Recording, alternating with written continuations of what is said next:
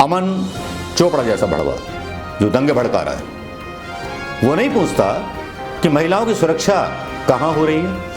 ये भड़वे अदानी के कारोबार पर और उसके कर्जे माफ किए जाने पर चुप रहते हैं।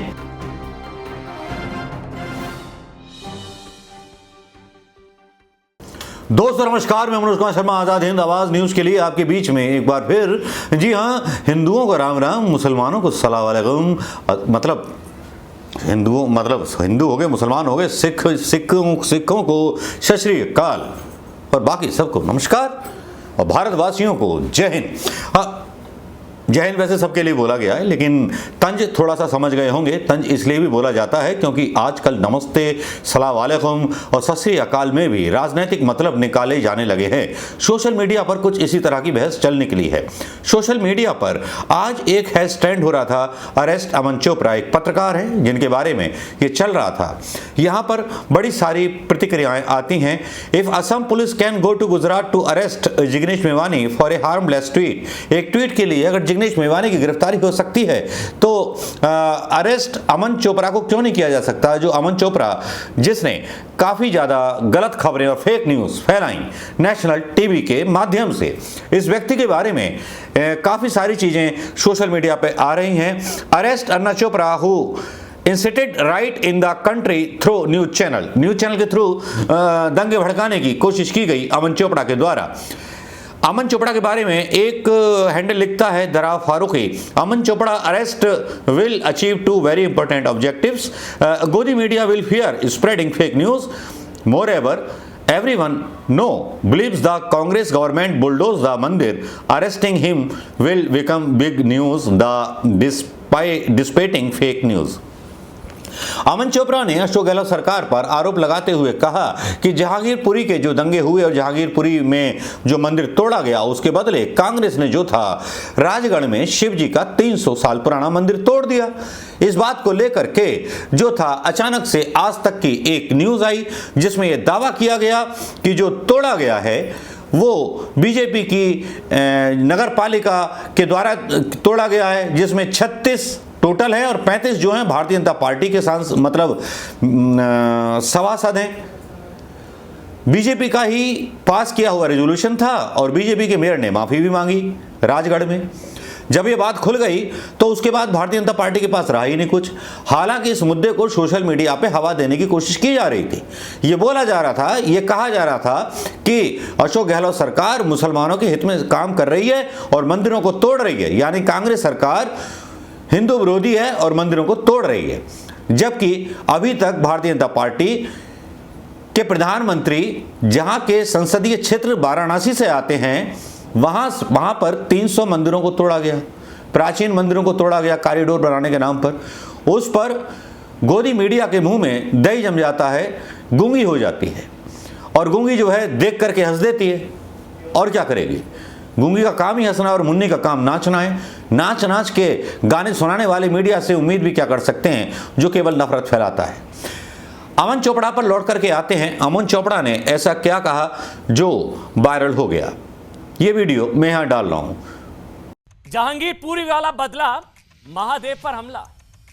ध्यान से सुनिए जो बता रहा हूं, तो मैं कह रहा हूं फिर से रिपीट करूंगा, बहुत ध्यान से सुनिएगा। जहांगीरपुरी वाला बदला, महादेव पर हमला। सोचिए अगर ऐसा नहीं है तो ये क्या इतना बड़ा इत्तेफाक है, मतलब इतना बड़ा संयोग है कि 2 दिन पहले दिल्ली के जहांगीरपुरी में मस्जिद के गेट पर बुलडोजर चला, 2 दिन पहले, और आज राजस्थान के अलवर में 3 मंदिर तोड़ डाले गए। एक मंदिर तो 300 साल पुराना था। अब ये इतना बड़ा इत्तेफाक है या कुछ कनेक्शन है? ये जहांगीरपुरी का बदला है क्या? आप फिर से सवाल को सुनिएगा। ये देखिए मूर्ति को कैसे खंडित किया गया, कैसे खंडित किया गया है। 2 दिन पहले जहांगीरपुरी में मस्जिद के सामने वाले गेट या मस्जिद के सामने बुलडोजर, 2 दिन पहले। आप समझिए, इन दोनों चीजों को लिंक करिएगा। इसलिए हम सवाल उठा रहे हैं कि 2 दिन पहले 20 अप्रैल को मस्जिद के गेट पर बुलडोजर और अब 2 दिन बाद मंदिर पर बुलडोजर। क्या यह जहांगीरपुरी का बदला, महादेव पर हमला?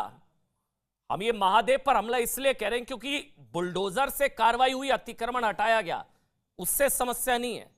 लेकिन जिस तरह से ड्रिल किया गया, काटा गया, तोड़ा गया, मूर्तियों को खंडित किया गया, उससे समस्या है। लेकिन दोनों चीजों को लिंक करिए और बहुत ध्यान से सोचिएगा कि धमकी भी दी गई थी कि कुछ होगा। मस्जिद के सामने बुलडोजर और अब मंदिर पर बुलडोजर। जहांगीरपुरी में बुलडोजर के बाद सीधे मंदिरों पर बुलडोजर चला दिए गए। इतना बड़ा कोइंसिडेंस, इतना बड़ा संयोग, या कोई मैसेज देने की कोशिश है? क्या ये प्रयोग है? मतलब इतना बड़ा संयोग कैसे हो सकता है? एक और अजीब संयोग देखिएगा, आज आपकी आंखें खुल जाएंगी। कल ही कांग्रेस के समर्थक हैं, बहुत ही कट्टर समर्थक हैं, मौलाना तौकीर रजा ने बुलडोजर पर देश को धमकी दी थी। कल धमकी दी थी और आज मंदिर पर बुलडोजर चल गया। कल उन्होंने धमकी दी थी कि बंटवारे और महाभारत वाली नौबत आ जाएगी, देश का बंटवारा होने वाला, याद करिए। और आज ही राजस्थान में महादेव का शिवलिंग बेहद अपमानजनक ढंग से कटर से काटा। जानकारी सामने आ रही है, अलवर के डीएम ने कहा है कि अलवर नगर पालिका की बैठक में सहमति से अतिक्रमण हटाने का फैसला हुआ था और मंदिर गिराने से पहले मूर्तियों को पंडितों ने दूसरी जगह शिफ्ट कर दिया था। आपको बताते चले, अलवर नगर पालिका पर बीजेपी का कब्जा है और गहलोत सरकार ने अलवर नगर पालिका से इस पूरे मामले में जवाब भी मांगा है। तो सोचिए, अगर ऐसा नहीं है तो ये क्या इतना बड़ा इत्तेफाक है, मतलब इतना बड़ा संयोग है कि 2 दिन पहले दिल्ली के जहांगीरपुरी में मस्जिद के गेट पर बुलडोजर चला, 2 दिन पहले, और आज राजस्थान के अलवर में 3 मंदिर तोड़ डाले गए। एक मंदिर तो 3 साल पुराना था। अब ये इतना बड़ा इत्तेफाक है या कुछ कनेक्शन है? ये जहांगीरपुरी का बदला है क्या? आप फिर से सवाल को सुनिएगा। ये देखिए मूर्तियों को कैसे खंडित किया गया, कैसे खंडित किया गया है। 2 दिन पहले जहांगीरपुरी में मस्जिद के सामने वाले गेट। अमन चोपड़ा के इस फेक न्यूज की मतलब पोल खोलती हुई एक आज तक की न्यूज है जो चित्रा त्रिपाठी पढ़ती हैं, ये भी देख लीजिए। जानकारी सामने आ रही है, अलवर के डीएम ने कहा है कि अलवर नगर पालिका की बैठक में सहमति से अतिक्रमण हटाने का फैसला हुआ था और मंदिर गिराने से पहले मूर्तियों को पंडितों ने दूसरी जगह शिफ्ट कर दिया था। आपको बताते चले, अलवर नगर पालिका पर बीजेपी का कब्जा है और गहलोत सरकार ने अलवर नगर पालिका से इस पूरे मामले में जवाब भी मांगा है। तो सोचिए, अगर ऐसा नहीं है तो ये क्या इतना बड़ा इत्तेफाक है, मतलब इतना बड़ा। चित्रा त्रिपाठी को भी आपने देख लिया होगा, इस अमन चोपड़ा नामक के जंतु को भी देख लिया होगा, जो देश में दंगे कराने की चाहत में इतना आगे बढ़ गया कि कांग्रेस सरकार, जो कि संवैधानिक तौर पर सारी सरकारें चुनी जाती हैं, चाहे भारतीय जनता पार्टी की सरकार हो या बीजेपी की सरकार हो या समाजवादी की सरकार हो या तृणमूल कांग्रेस हो, लोकतंत्र में सब पार्टियों को अधिकार होता है और ये माना जाता है कि लोकतंत्र में सारी पार्टियां इस देश का एक हिस्सा हैं। सभी अपने अपनी विचारधारा के साथ इस देश का विकास करना चाहती हैं। प्रधानमंत्री मोदी भी बयान देते हैं कि 70 सालों में जो हुआ है बहुत कुछ हुआ है, हर सरकार ने किया है, लेकिन इसके बाद भी कांग्रेस को मुस्लिम और बीजेपी को हिंदू साबित करने की कोशिश की जाती है। लेकिन भड़वा कोई पत्रकार ये बात नहीं पूछता बेरोजगारी पर कि कितने हिंदू युवा बेरोजगार हैं। कोई भड़वा ये नहीं पूछता, अमन चोपड़ा जैसा भड़वा जो दंगे भड़का रहा है, वो नहीं पूछता कि महिलाओं की सुरक्षा कहाँ हो रही है। ये भड़वे अदानी के कारोबार पर और उसके कर्जे माफ किए जाने पर चुप रहते हैं। जिग्नेश मेवानी की अलोकतांत्रिक तरीके से हुई गिरफ्तारी पर ये भड़वे खामोश रहते हैं। परेशानी यह है कि प्रधानमंत्री मोदी जी के गुणगान में ऐसे पत्रकार देश को आग लगाने की तरफ जा रहे हैं और आग लगा भी रहे हैं। आपने देखा होगा दोस्तों, पिछले 7 या 8 सालों से आप देख रहे होंगे कि मोदी मीडिया या गोदी मीडिया एक तरफा खबरें दिखाता है जो सरकार के द्वारा की जाती है।